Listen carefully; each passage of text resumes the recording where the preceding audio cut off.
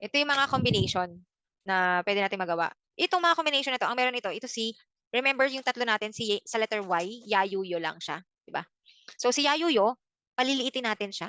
Pag ginawa niyo siyang maliit, ganyan siya. And then, itong letter K, inad natin si maliit na ya, magiging kya. No? Kya. Ang basa. Hindi kiya, pero kya. So, kapag ka U, so Q, and then dito naman Q. Kya, Q, Q. Okay.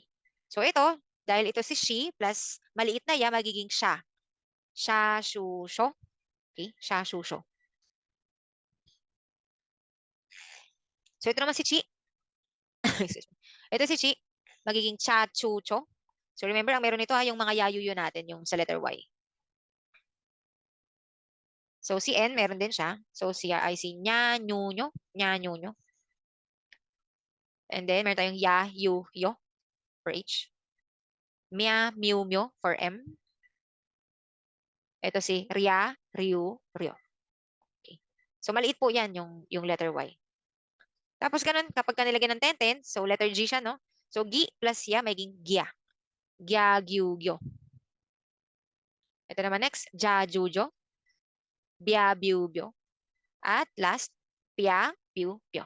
Yan. Nasa ano po to? Nasa libro ito.